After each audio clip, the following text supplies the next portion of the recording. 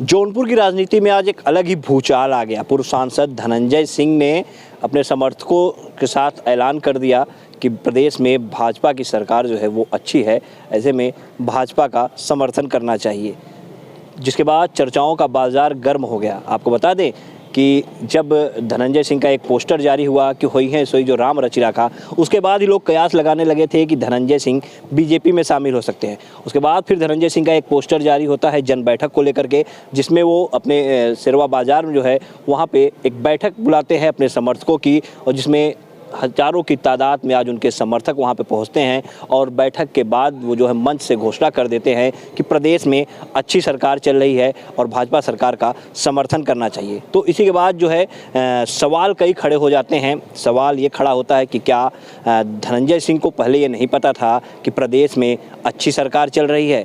धनंजय सिंह जब जेल जाते हैं उस समय उनके ही समर्थक ये कहते हैं कि बीजेपी वालों ने इस तरह से साजिश की है, उनको चुनाव लड़ने से रोका है। उसके बाद लगातार उनके समर्थक जो है बीजेपी पे तंज कसते रहते हैं, लेकिन एक भी बार धनंजय सिंह या उनके परिवार की तरफ से ये ट्वीट नहीं आता कि बीजेपी जो है प्रदेश की जो सरकार है वो अच्छी है। तो और उसके बाद जब वो जेल से निकलते भी हैं तो उनकी पत्नी जो है बसपा से चुनाव लड़ती रहती हैं, बसपा से प्रत्याशी रहती हैं। अगर सवाल ये उठता है कि अगर प्रदेश में अच्छी सरकार थी तो क्यों धनंजय सिंह अपनी पत्नी को चुनाव लड़ाने से रोकते नहीं हैं? बहुत से सवाल उठते हैं। हमारे साथ बात करने के लिए वरिष्ठ पत्रकार हसनैन कमर दीपू जी हैं, जो कि पूरे मामले से को जानते हैं, और आज आप जो है उस बैठक में भी पहुंचे थे, वहां पे इन्होंने कवरेज किया। हसनैन जी, स्वागत है आपका एक बार। जी धन्यवाद राजन जी। आज आप पहुंचे थे उस बैठक में जहां पे धनंजय सिंह ने यह ऐलान किया, तो सबसे पहले क्या कुछ रहा, आप जरा उसके बारे में बताइएगा। देखिए, सबसे बड़ी बात यह है कि जिस तरीके से जौनपुर की राजनीतिक क्रम एक के बाद एक बढ़ता गया, और आप देखिए जो बीजेपी तीसरे नंबर पे थी, आज वो net to net final round में लड़ रही है। उसकी एक वजह है कि धनंजय सिंह की पत्नी श्रीकला धनंजय सिंह का जब टिकट कटा बीएसपी से, तो जाहिर सी बात है सियासी भूचाल को आना था, और उसके बाद अचानक से जो घटनाक्रम बदला, लोगों ने कहा अब क्या होगा, कैसे होगा। तो आज धनंजय सिंह ने इसीलिए सभी को यहाँ बुलाया था। वहाँ पे शेरवा में जो इंटर कॉलेज है वहाँ पे उन्होंने बैठक की और सभी को खुला मंच दिया कि आपको जो बात कहनी है खुल कर कहे। लेकिन जब धनंजय सिंह मंच पर आए तो उन्होंने दो बात बहुत महत्वपूर्ण कही। उन्होंने कहा कि चुनाव जो है इस वक्त दो चीज़ का हो रहा है, एक इंडिया गठबंधन और एक एनडीए गठबंधन। दो में से एक को हम चुनाव को तो बाइकआउट नहीं कर सकते और हम चुपचाप बैठ भी नहीं सकते, निर्दल चुनाव लड़ नहीं सकते वो। तो ऐसे में हमको किसी ने एक दल को समर्थन करना ही है।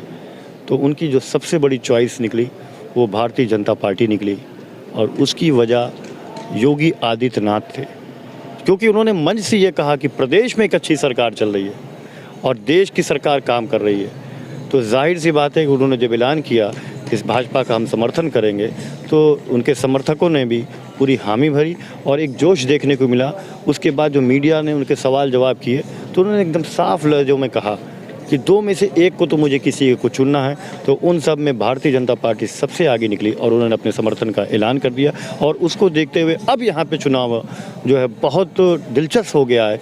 अब जो है जो बीजेपी जो तीसरे नंबर पे थी वो फाइट में आ गई है, एकदम नेट टू नेट फाइट हो रही है। और एक बात उन्होंने मन से कहा, ये भी कहा कि जनता से पूछा जो उनके समर्थक थे कि आप बताइए कि कृपा शंकर सिंह को आप जानते हैं कि बाबू सिंह कुशवाहा को जानते हैं? तो उसमें से बहुत से लोगों ने कहा बाबू सिंह कुशवाहा जी को हम नहीं जानते, कृपा शंकर सिंह को बहुत लोगों ने कहा हाँ जानते। लेकिन उन सब के बावजूद धनंजय सिंह ने जब ऐलान किया कि नहीं, भारतीय जनता पार्टी को वो भी प्रदेश की सरकार का कामकाज को देखते हुए दो में से करना है, तो एक बहुत बड़ा निर्णय आज धनंजय सिंह ने किया। राजनीति अपने शबाब पर है, तापमान बढ़ गया है और कल और बढ़ेगा। तापमान बढ़ गया है, कल और बढ़ेगा, लेकिन सवाल वही उठता है जैसा मैंने शुरू में कहा कि कहीं ना कहीं जो उनके समर्थक थे वो इसी बात को लेकर नाराज़ थे, क्योंकि पहले लोग यही कहते हैं कृपा शंकर सिंह की एंट्री होती है ज़िले में, उसी दिन जो है उनको दोषी करार दिया जाता है, उसके बाद उनको सज़ा सुनाई जाती है। समर्थक लगातार इंसाफ करेगा जौनपुर, जनता करेगी फैसला, तो कहीं ना कहीं बीजेपी पे ही लोग तंज करते थे उनके समर्थक। तो उस समय आखिर क्यों धनंजय सिंह ने अपने समर्थकों को ये नहीं बताया कि योगी की सरकार अच्छी है, प्रदेश में सरकार अच्छा काम कर रही है?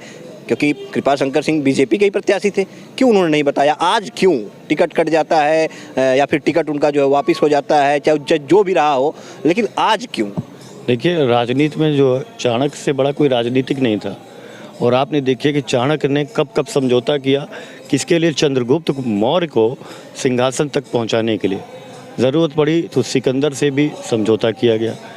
तो आप जानिए, जब कोई बात होती है, जब कोई बड़ी जंग होती है तो उसके अंदर कई समझौते किए जाते हैं। धनंजय सिंह ने जिस तरीके से आज अपने लोगों को सामने बुलाया और बुला के खुले में उन्होंने कहा कि ठीक है, हमारे इस निर्णय से बहुत से लोग हमसे नाराज़ भी हो सकते हैं, हमसे नाखुश भी होते हैं, उनसे मैं अलग से मिल लूँगा, लेकिन इस वक्त नहीं है। वक्त इसलिए है कि देश का चुनाव हो रहा है, हमको निर्णय लेना, हम चुपचाप बैठ भी नहीं सकते, हमको अपनी ताकत, अपने लोगों का एहसास भी लाना। अब दो में से एक का तो निर्णय लेना, वो तो खुद चुनाव तो नहीं लड़ सकते क्योंकि 7 साल की उनको सज़ा अभी भी है, स्टे नहीं हुई है उस पर। और श्री धनंजय सिंह जिला पंचायत अध्यक्ष हैं, उनका टिकट बीएसपी ने काट दिया। उन्होंने ये भी कहा कि मैंने बीएसपी से मना नहीं किया था, बीएसपी ने टिकट काटा और बीएसपी पे ज़्यादा हमलावर थे, समाजवादी पार्टी के नेताओं पर भी हमलावर थे। आप ये देखिए, अगर धनंजय सिंह को समाजवादी पार्टी से टिकट मिलता तो आज कहानी कुछ और होती, क्योंकि बीएसपी से टिकट मिला, फिर बीएसपी के टिकट मिलने के एंड टाइम पे बीएसपी का लास्ट डे नॉमिनेशन के टिकट काटना, तमाम चीज़ें घटनाक्रम होना, सिर्फ इसलिए कि धनंजय सिंह इस चुनाव को नहीं लड़ सके। तो कहीं ना कहीं खेल तो चल रहा था, बड़ा खेल चल रहा था। मैंने आपसे शुरू से ही कहा था कि कृपा शंकर सिंह एक बड़ा नाम है महाराष्ट्र की राजनीति में। 2002 में गृह राज्य मंत्री थे। महाराष्ट्र का गृह राज्य मंत्री कोई छोटा मोटा आदमी नहीं बन सकता है। वहाँ आप जानते बॉलीवुड है, अंडरवर्ल्ड है, उसको कंट्रोल करने का काम अगर कोई करता, आर्थिक नगरी है, वहाँ का अगर कोई व्यक्ति यहाँ पे भारतीय जनता पार्टी ने अगर टिकट दिया है तो आप सोच लीजिए, मोदी जी की पहली लिस्ट में अगर नाम आता है तो कृपा शंकर सिंह का नाम आता है। इसीलिए बीजेपी को चुनाव जिताने के लिए, बीजेपी को सब कुछ करने के लिए सारी चीज़ होनी थी और जो होना था वो हो चुका। अब फाइनल मैच है, ये 2020 का फाइनल 10 ओवर बीत चुका है, केवल अब 10 ओवर बचा है। इस 10 ओवर में रन रेट मेंटेन करते हुए आखिरी के 3 या 4 ओवर में जो भी ज़ोरदार बैटिंग करेगा वो विजेता होगा। 2020 का फाइनल जो उधर आईपीएल का चल रहा है और इधर जौनपुर में अब 2020 हो चुका है। और 2020 में अब देखिए, यहाँ पे अब लड़ाई जो है, आप देखिए 4 प्रत्याशी प्रमुख रूप से, अशोक सिंह जी भी चुनाव लड़ रहे हैं अपनी समाज, वो भी क्षत्रिय नेता हैं, और श्याम सिंह यादव, तो 2 फॉरवर्ड नेता हैं, 2 बैकवर्ड नेता हैं। आप देखिए, श्याम सिंह यादव बीएसपी से लड़ रहे हैं और बाबू से कुशवाहा बैकवर्ड से, अब 2 फॉरवर्ड अशोक सिंह और कृपा शंकर सिंह की। तो अब जनता को निर्णय लेना है, जनता 25 तारीख को लेंगे। लेकिन आपसे बताया ना कि आखिरी के 10 ओवर में रन रेट को मेंटेन करते हुए आखिरी के 3 या 4 ओवर में जो धुआंधार बैटिंग करेगा, जो जनता को अपनी देगा, वही विजेता होगा। और उसमें लड़ाई में आप देखिए, आज जो ये मैच हुआ है, आज के इस मैच में निर्णय जो रन रेट को देखते हुए धनंजय सिंह ने अपना सियासी दाव खेल दिया और कह दिया किस तरीके से उन्होंने कहा, ये बहुत बड़े, इतनी बड़ी जनता, इतने लोग, वहाँ 5 से 7 हज़ार की पब्लिक, ये उनके समर्थक थे। उसके अंदर मैंने देखा बीजेपी के बड़े बड़े नेता थे, जिला पंचायत सदस्य, कई मंडल अध्यक्ष मौजूद थे। धनंजय सिंह से उनसे क्या नाता था? अभी तो भाजपा उन्होंने ज्वाइन नहीं की थी, लेकिन उनके साथ आज खुले मंच पे दिखे। उनके साथ समाजवादी पार्टी के भी कई नेता थे, मैंने तो देखा बसपा के भी कई नेता थे, सब दल के लोग थे, सभी जाति पात धर्म के लोग थे। लेकिन कैसे धनंजय सिंह अपने वोट बैंक को एकत्रित करके बीजेपी को करेंगे, अब ये बड़ा सवाल उठेगा। मतलब एक तरह से अगर देखा जाए तो जैसे कहा जाता है कि शेर अगर 2 कदम पीछे हटता है तो समझ जाइए कि ऊंची छलांग मारने वाला है। तो जिस तरह से धनंजय सिंह ने अपनी ये चाल चली है, 2 कदम पीछे हटे, तो क्या लगता है कि कुछ न कुछ नया होने वाला है? राजनीति इसी को तो कहते हैं राजन जी। आप देखिए कि धनंजय सिंह अगर कोई भी दाव खेलते हैं तो कभी हारे नहीं हैं। सबसे बड़ी जीत कि आज बीजेपी को उनके साथ समझौता करना पड़ा। कल तक जो बात करने को नहीं तैयार थे, आज धनंजय सिंह को, चाहे जैसे भी धनंजय सिंह अगर समर्थन कर रहे हैं तो कुछ ना बात तो है।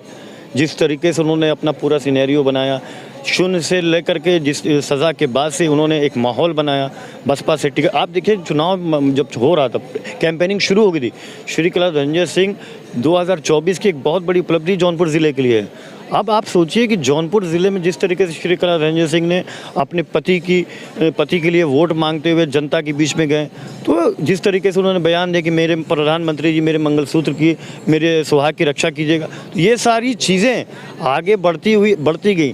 तो आज देखिए जिस तरीके से चेंजिंग हुई है जौनपुर की राजनीति में, तो बहुत बड़ा निर्णय लिया है। अब जनता किस ओर जाएगी ये तो बात की बात है, लेकिन धनंजय सिंह ने अपना काम कर दिया, बीजेपी के समर्थन का ऐलान कर दिया। उनकी अदावतें भले ही किसी पे, लेकिन बीजेपी एक बड़ा संगठन है, समाजवादी एक बड़ा पार्टी संगठन है। अब 2 संगठन तो लड़ेगा ही उनके बूथ पे, लेकिन यहाँ पे लड़ाई अब दिलचस्प होगी। अब फाइनल मैच बहुत रोमांचक होने वाला है। बहुत बहुत धन्यवाद हसनैन जी।